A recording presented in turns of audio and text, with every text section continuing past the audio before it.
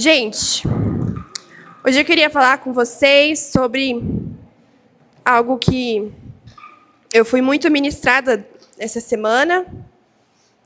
Brian falou, essa semana você vai pregar, porque eu já preguei 2 cultos seguidos. E aí, quando a gente recebe essa missão, a gente fica, meu Deus, o que eu vou pregar, né? Mas o Senhor falou muito comigo a respeito disso, né, dessa palavra. E a gente vai falar sobre um rei que não é muito conhecido, um rei que está na Bíblia, está lá em 2 Crônicas. Queria que vocês abrissem 2 Crônicas 34. Quem não trouxe a Bíblia, a Nicole vai colocar ali para nós. Tá no slide mesmo, Nicole.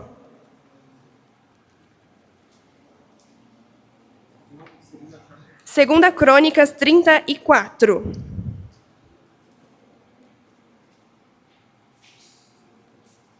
A gente vai falar, então, sobre o rei Josias. E eu queria ler 2 Crônicas, então, 34. Nós vamos ler primeiro o 1 e o 2, tá? Mas se você está com a sua Bíblia aberta, deixe ela aberta aí em 2 Crônicas, que a gente vai passar por vários versículos ali. Diz assim: Josias tinha 8 anos de idade quando começou a reinar, e reinou 31 anos em Jerusalém. Josias fez o que era reto aos olhos do Senhor, e não andou nos caminhos de Davi, seu pai, e não se desviou nem para a direita e nem para a esquerda. Amém? Fecha seu olho. Vamos orar para a gente começar. Obrigada, Senhor, por esse tempo. Que o Senhor fale aos nossos corações através da Tua palavra. Que o Senhor possa tocar os corações, que possa haver transformação, Senhor. É o que nós oramos e pedimos no nome de Jesus. Amém. Gente, então, a gente vai falar sobre o rei Josias, e aqui a Bíblia fala, né? Então, que ele ele começou o reinado dele com 8 anos de idade. E eu queria, né, antes da gente começar a falar um pouco sobre Josias, eu queria falar um pouco sobre a família de Josias, né? Da onde ele veio. Então, ali vocês viram que fala, né? Que ele andou nos caminhos de Davi, seu pai. Mas Davi não era pai dele. Aqui está falando seu pai, em outras traduções fala predecessor, né? Que é uma pessoa ali da genealogia de Josias. Então, Davi foi um rei, e depois de muitos anos, na mesma linhagem, chegou Josias. Então, ali na história, um pouco antes de Josias nascer, Salomão era um rei, foi um rei muito importante. E após a morte de Salomão, houve uma divisão no reino de Israel, ali nas tribos, que são as 12 tribos, né? Que muita gente conhece, todo mundo conhece. E, por coincidência, as 12 tribos são os 12 filhos de Jacó.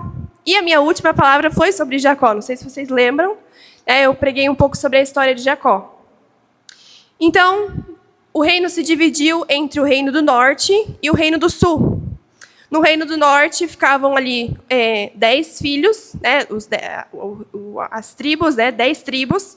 E no reino do sul ficavam 2 tribos, que era a tribo de Judá e a tribo de Benjamim. E aí, eu até tenho um mapa aí, Nicole, não sei se é a próxima. Então, ali eu trouxe para vocês aula de história. O reino do norte, né, ali, Samaria, e o reino do sul, Judá, ali, que a capital é Jerusalém. Então, quando Salomão morreu, houve uma separação desses reinos, né, dessas tribos. E todos os reis da tribo ali da região norte foram maus aos olhos do Senhor. No sul também teve muito rei que não andou, né, de forma correta, mas tiveram 8 reis ali que foram certos, que foram corretos ali na palavra. E aí passou um tempo, a linhagem, quando um rei morre, assume o filho, né, e vai indo, até chegar numa pessoa chamada Manassés, que foi um rei, e o reinado dele foi longo, foi 55 anos que ele reinou. E o reinado dele, gente, foi marcado por uma corrupção espiritual. Então, esse rei, ele ergueu altares para outros deuses, ele levantou esculturas, né, para as pessoas ali adorarem. Então, foi um momento ali que aquela nação ela se afastou completamente do Senhor, por conta de Manassés, né, que foi o rei. Então ele promoveu muita idolatria. O povo idolatrava muito, né, altares pagãos, enfim, pagões não existe. E a Bíblia descreve, gente, Manassés como um dos reis mais perversos da história de Judá. Tem até uma coisa ali que Manassés fez, que é muito forte, que ele ofereceu o filho dele como sacrifício. Ele matou o próprio filho para oferecer como sacrifício para um outro deus. Enfim, foi horrível. Mas aí teve um momento ali na história, depois, se você quiser ler, Manassés é preso, e na prisão Manassés encontra o Senhor. Ele se arrepende, ele reconhece o Senhor como seu Deus, e aí ele morre. E quem assume é o filho dele, Amon. E Amon assumiu com 22 anos, super novo, mas ele fez pior que o pai dele. E a Bíblia, então, se a Bíblia fala que Manassés foi um dos mais perversos, a Bíblia também fala que Amon fez pior que o seu pai. Então, imagina, né? Ele promovia muita idolatria ali no reino e tudo mais, foi horrível. E os próprios servos dele conspiraram ali contra e mataram Amon. E aí quem assume? Josias. Mas Josias tinha 8 anos de idade. Então imagina você com 8 anos assumir um reino. Tem que cuidar de tudo. Né? Meu Deus, imagina fazendo isso. 8 anos eu não sabia fazer nada, gente. Só assistia a TV, comia e só. E então a Bíblia, né, diz que Josias assumiu com 8 anos de idade. E também fala, né, nós lemos ali, que não se desviou nem para a direita, nem para a esquerda. Ele fez o que era reto aos olhos do Senhor. Ele fez o que era correto, né? E o nome Josias significa o Senhor sustenta. E a gente aprende, então, que quando Deus levanta alguém para algo, para algum chamado, Ele sustenta, né? Se a pessoa está disponível ali para fazer, tem até aquela todo mundo fala, né, muito conhecido, Deus não te dá um fardo que você não consegue carregar. E isso é uma grande verdade, né? O Senhor levanta e, ao mesmo tempo, Ele sustenta, né? E Ele fez isso com Josias. O nome Josias significa isso, né? E outra curiosidade muito interessante é que ele assumiu com 8 anos. E o número 8 na Bíblia significa novos começos. Então, a gente viu ali que a família dele, né, vivia de um jeito. E a partir do momento que ele assume o reino, com 8 anos, então significa um novo começo para aquela família, para aquela nação. Amém? Então, a gente vai decorrer aqui no livro de Crônicas, 2 Crônicas, e eu vou destacando algumas lições, alguns pontos que a gente pode aprender com a história de Josias. E o primeiro é que Deus levanta quem Ele quer. Então, a gente vê que Josias recebeu esse chamado muito novo. Ele não tinha capacidade para aquilo, né, falando. Ele não era comum que uma criança de 8 anos assumisse, mas o Senhor levanta ele. Deus escolhe ele, Josias, para assumir aquele cargo. E muitas vezes nós, né, achamos que somos incapazes para determinadas coisas. Muitas vezes os adultos, os mais velhos, olham para vocês, adolescentes, para as crianças, e pensam, meu Deus, ele não tem capacidade. Nossa, onde já se viu? Você acha que Deus vai usar um adolescente, que Deus vai usar uma criança? E não é isso, né, gente? Porque Deus usa aqueles que estão disponíveis para Ele. Quando nós estamos com o nosso coração aberto para o agir de Deus, para Deus fazer algo em nossas vidas, o Senhor usa mesmo. E foi isso, né, que aconteceu ali com Josias, né? E Josias, ele não teve bons exemplos da família dele. Então, a gente viu ali Manassés, o avô dele, foi horrível, fez coisas horríveis. O pai foi pior ainda. E ele foi diferente, né? Ele mudou. Então, ele não teve um apoio da família dele.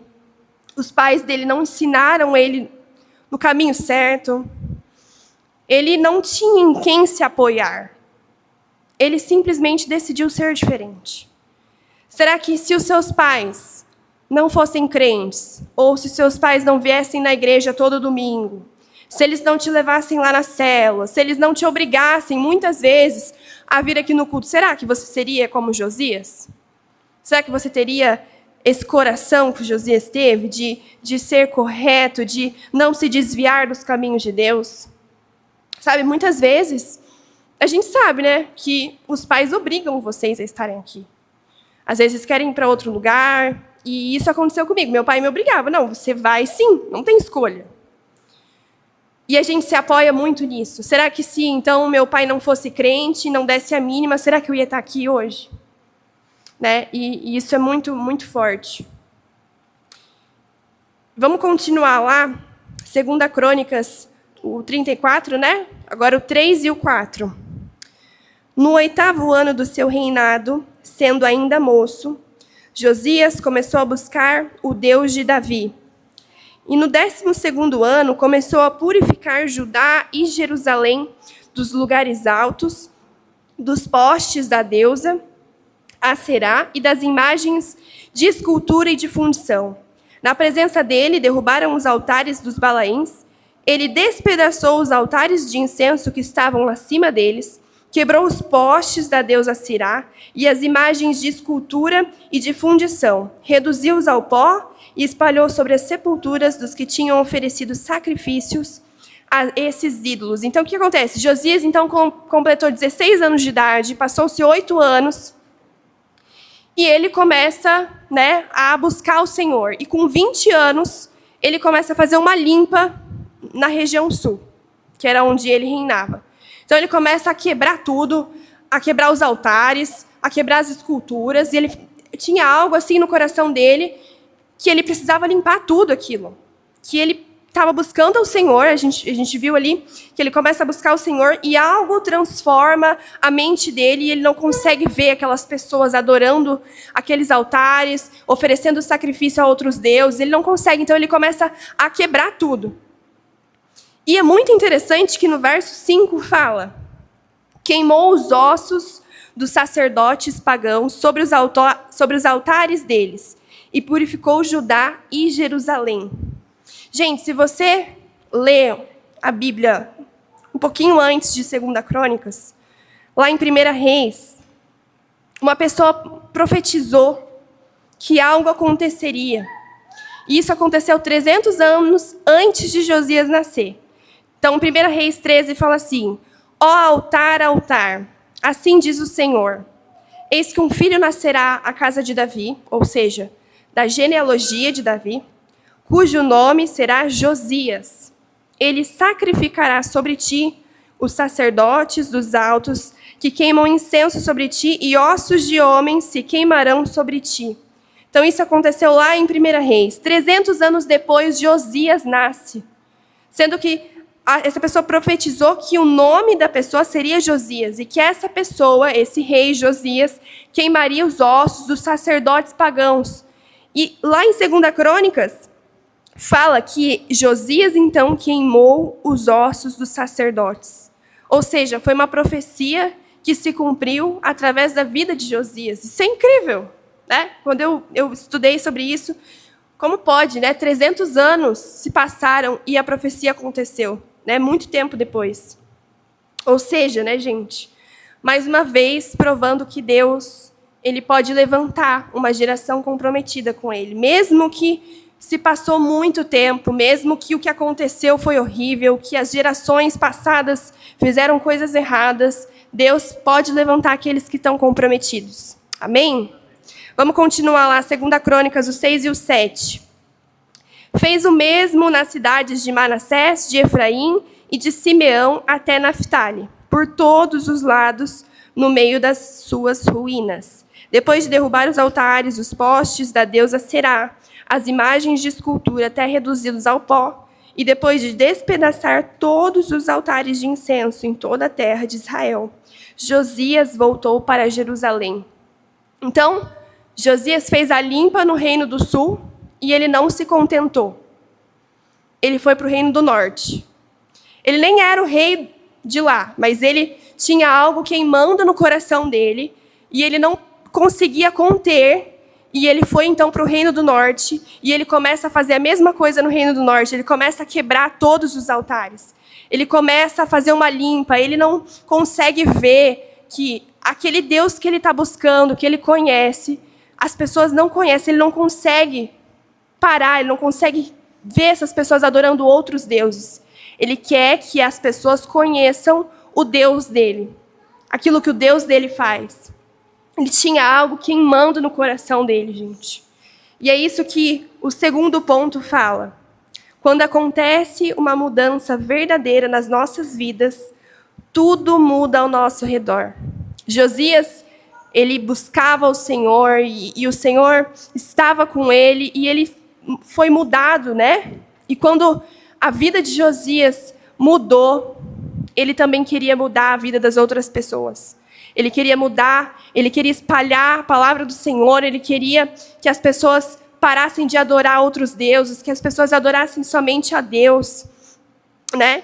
E algo muito importante, gente, é que a gente não precisa reproduzir os erros que os nossos pais cometeram.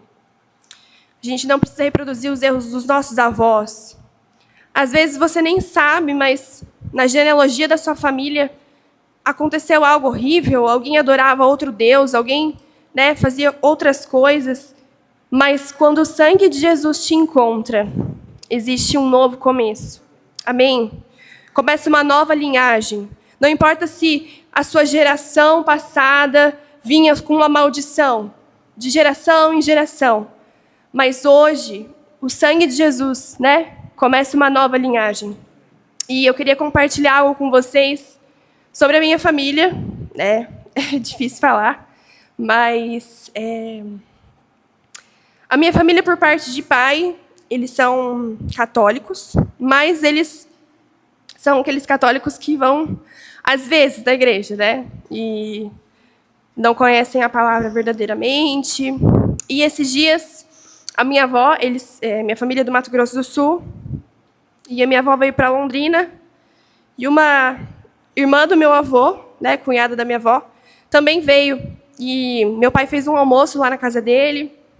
E eu fui, né? Eu fui porque eu estava com saudade dessa tia, fazia muito tempo que eu não via.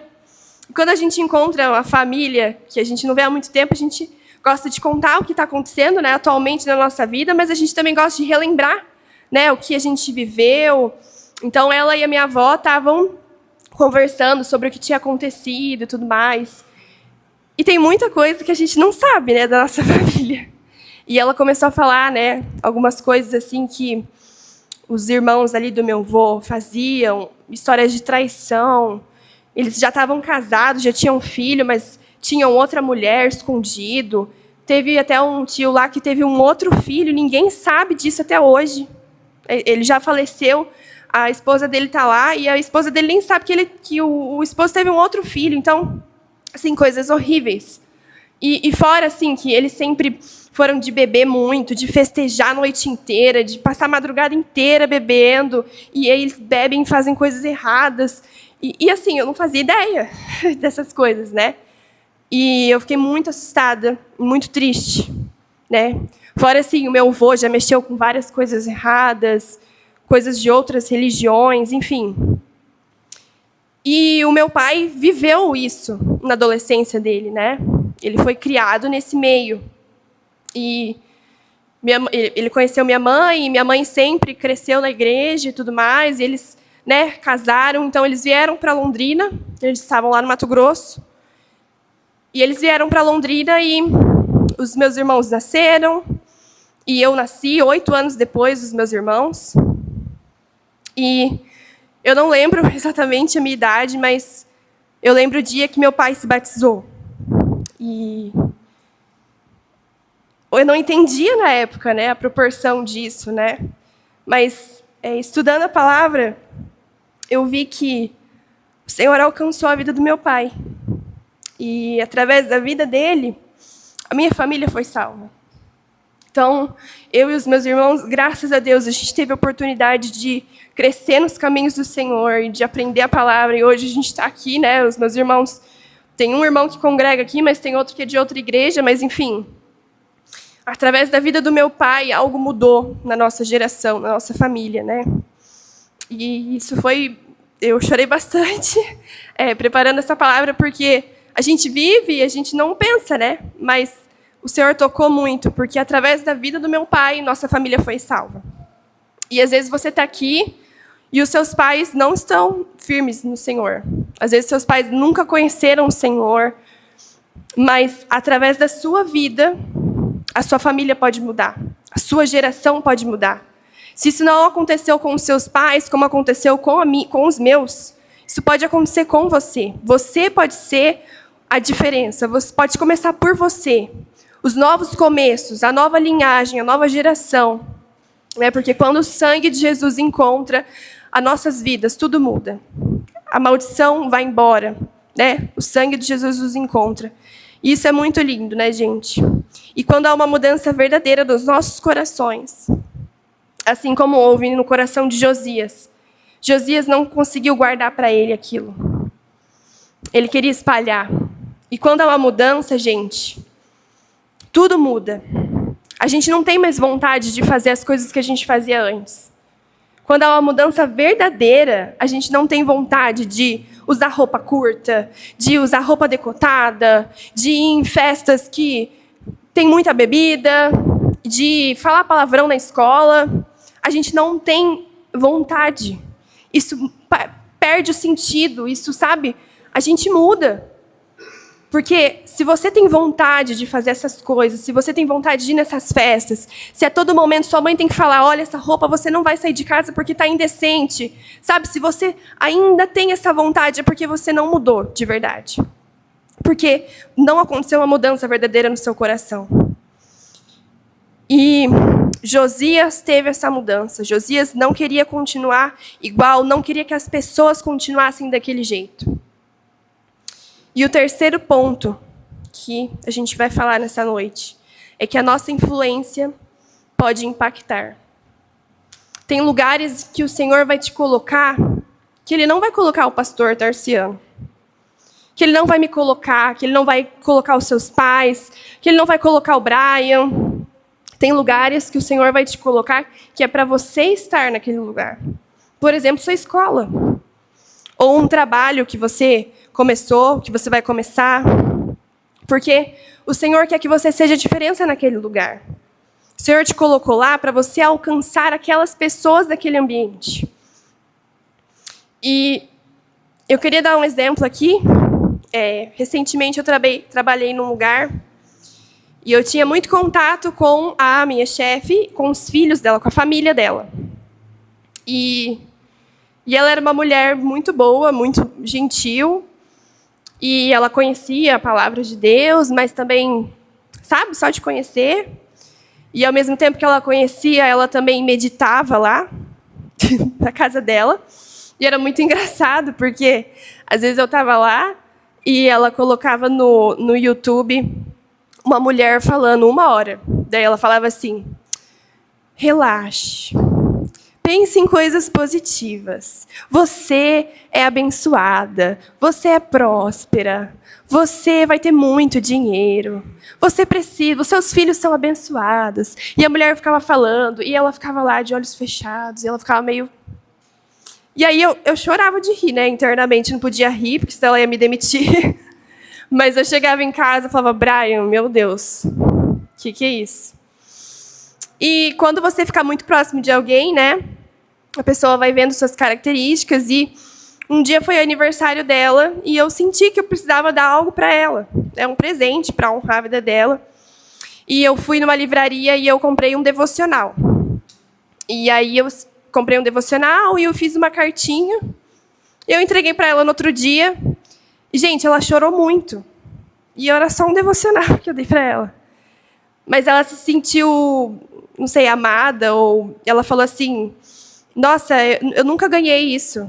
Isso vai ser muito importante para mim, eu vou ter mais relacionamento com Deus, eu estou precisando, sabe? Nossa, muito obrigada, acho que Deus te usou nesse momento para fazer isso. E a partir daquele dia, ela me contava algumas coisas assim da vida pessoal dela, e ela era minha chefe. e ela pedia conselhos, o que, que eu faço, e eu falava, olha, eu estou orando por você, eu vou orar por você, eu vou orar pela sua casa, tal. E no dia que, né, que terminou, que eu não eu pedi demissão, ela falou, né, nossa, muito obrigada. No dia do meu aniversário eu estava muito triste, mas aquilo que você me deu, que foi um devocional, fez toda a diferença, né? E isso é muito importante. Para mim era só um devocional, mas depois eu entendi que aquele devocional ia fazer ela se aproximar mais de Deus, ia ser um canal na vida dela, né? Um outro exemplo que eu queria dar é do Brian. A gente foi assistir o TCC dele no ano retrasado, e os professores dele, gente, deram um testemunho dele, falou que ele era super diferente na faculdade dos outros, e que o pessoal da faculdade até chamava ele de pastor.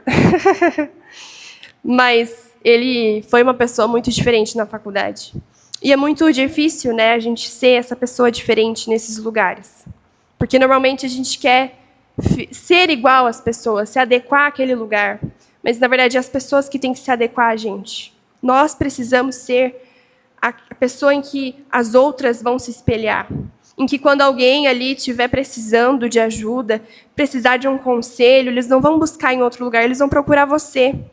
E é nesse momento que você precisa falar de Deus, que você precisa, né, demonstrar. E as pessoas não vão te procurar do nada, elas vão te procurar porque elas sabem que em você há algo diferente. E é por isso que a gente tem que sempre dar testemunho.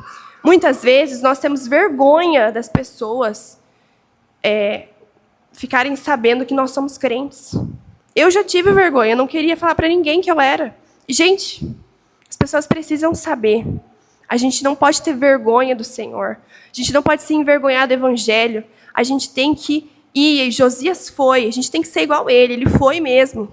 Ele foi e ele foi contra tudo. Imagina, há muitos anos aquelas regiões estavam com aquele costume e ele acabou com tudo.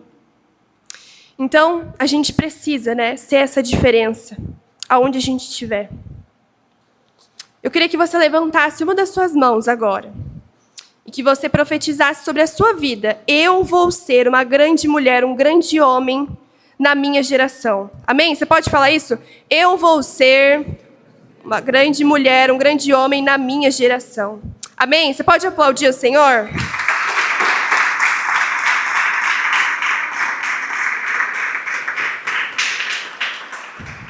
Gente, a história continua. Josias faz 26 anos de idade. Ele entende que o templo, né, a casa do Senhor, precisava de uma reforma. Então, ele começa a reformar, arrecadar dinheiro para deixar tudo bonito, tudo lindo.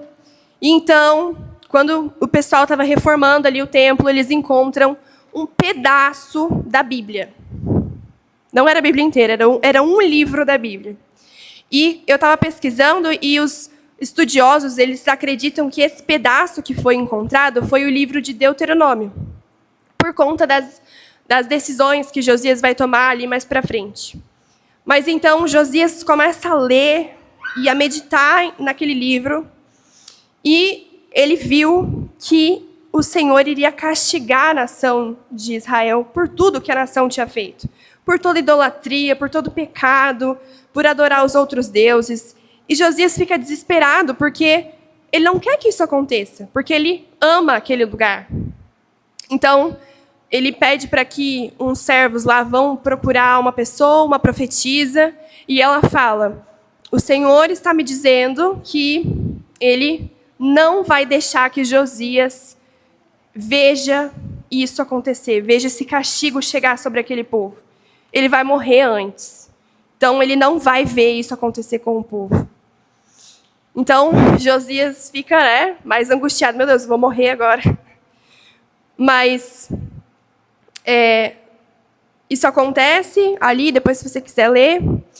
Então, Josias, ele faz uma aliança com o Senhor. Ele quer restaurar aquilo, ele quer tentar mudar essa situação. Ele faz uma aliança com o Senhor. E a Bíblia fala que ele faz uma celebração da Páscoa, uma festa da Páscoa.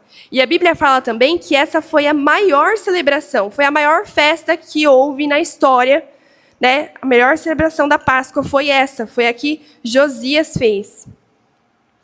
E após isso, gente, uma pessoa, né, um faraó chamado Neco, vai até Josias, fala para ele, olha, não é para você ir para a guerra, porque o Senhor está te guardando, não sei o quê. E Josias fala, não, mas eu vou mesmo assim. E ele vai para a guerra, e o que acontece? Ele morre. Ele desobedeceu, ele morreu.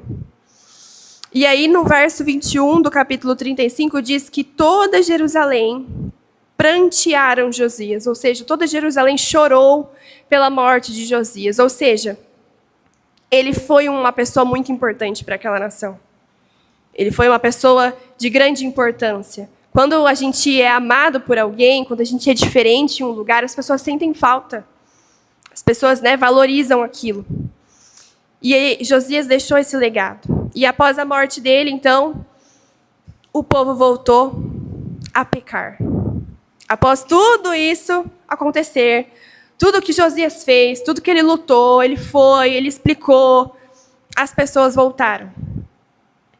E eu acabei de falar que Josias deixou um legado, né, gente? Que ele foi importante. Então, por que essas pessoas, mesmo assim, voltaram, né, a pecar? Porque eles não entregaram a sua vida por inteiro ao Senhor. Porque não houve uma mudança verdadeira. Eles só estavam escutando. Eles estavam ali porque Josias era o rei, Josias estava falando, e é isso que vai acontecer. E muitas vezes é isso que acontece aqui, no ministério. Eu venho, eu preparo uma palavra, o Senhor fala, uma palavra que confronta, o Brian também, e a gente fala, e a gente ora para que aquilo que a gente está falando não seja da boca para fora, mas que gere transformação. Mas só vai gerar transformação se o coração de vocês estiver disponível. Só vai gerar transformação se aquilo que vocês estão escutando realmente transformar a vida de vocês. E aí vocês precisam querer. Querer. É querer mudar. É quando pensar em fazer algo errado, não vou fazer. É gastar tempo na presença do Senhor. É ter relacionamento com o Senhor. Porque isso que a gente está falando aqui só vai fazer sentido se você realmente viver. E eu queria que você se colocasse de pé aí no seu lugar. Não se distraia com as pessoas que estão aí. Gente, nós vamos para o acampamento daqui 27 dias. E no acampamento, né, em todos os acampamentos, o Senhor faz algo muito especial no nosso meio. Sempre são experiências maravilhosas, momentos que a gente vive ali na presença do Senhor. Nós somos ministrados. O Senhor vem com a sua presença. É muito especial. Mas os nossos corações, eles precisam estar abertos para esses dias, para que não sejam só naqueles dias. Não sejam apenas mais 3 dias nas nossas vidas. Para que seja na nossa vida inteira. Para que aquilo que a gente viver no acampamento seja para o resto da nossa vida. Para que permaneça. Que a gente possa ser como Josias, que entregou o coração dele por inteiro. Ele teve uma família que nunca ensinou nada de bom para ele. Mas um dia, ele buscou o Senhor. Um dia ele leu um livro da Bíblia. E nós temos a oportunidade de termos a Bíblia inteira. Nós temos a oportunidade que Josias não teve. Nós, muitos aqui, a maioria, tem a oportunidade de vir para a igreja com os pais. De serem ensinados pelos pais. Muitos. Mas também tem muita gente que não tem essa oportunidade. E que mesmo assim está aqui hoje. Então eu queria que você fechasse os seus olhos. E que você começasse a refletir sobre o que tem sido a sua vida. Sabe, o que você tem vivido, quais têm sido as suas atitudes. Você tem sido uma pessoa diferente na sua escola? Você tem essa fome pelas coisas do Senhor, assim como Josias teve? Que ele não se aguentou, que ele teve que ir compartilhar, que ele teve que mudar as coisas. Sabe, Josias não se preocupou com os costumes daquela época. ele foi totalmente contrário ao que as pessoas estavam vivendo. E a gente vive tantas coisas perversas hoje. Tantas coisas lá na nossa escola, no trabalho, sabe? A gente sai na rua, é tanta coisa. Será que a gente está sendo igual a essas pessoas? Será que a gente está achando normal? Sabe, a gente vai orar agora e eu quero que você peça para que isso não seja normal para você. Para que o Senhor abra os seus olhos. Marcos 12 diz: amarás o Senhor teu Deus de todo o teu coração, de toda a tua alma, de todo o teu entendimento e de todas as suas forças. Será que isso tem sido algo na sua vida? Será que você tem dado prioridade para as coisas do Senhor?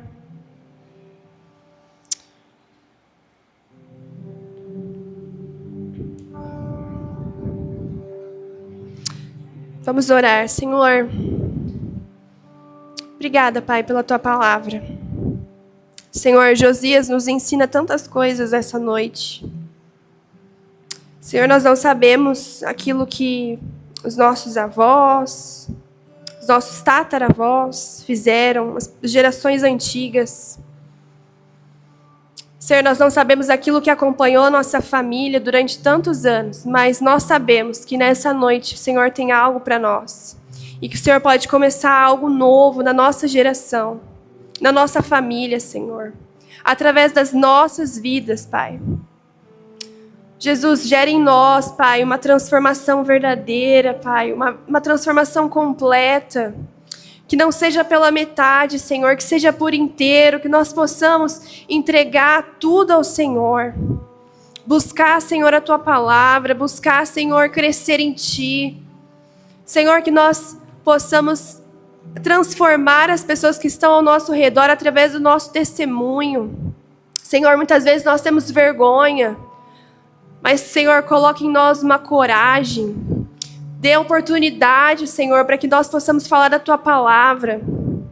Que nós possamos ser, Pai, como Josias, que transformou, Senhor, aquelas pessoas que estavam ao redor e as pessoas de longe também. Senhor, coloca essa fome no nosso coração.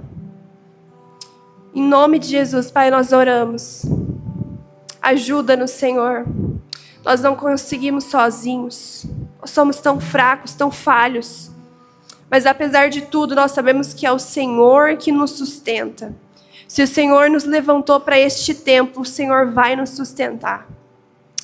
Nós te agradecemos, Senhor, por este dia, por este culto, por aquilo que o Senhor falou conosco. E nós pedimos para que, lá no acampamento, daqui 27 dias, que nós possamos desfrutar da Tua presença.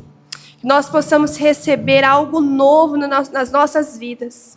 Sejam dias maravilhosos, dias preciosos na Tua presença, Senhor. Nós te agradecemos, em nome de Jesus. Amém.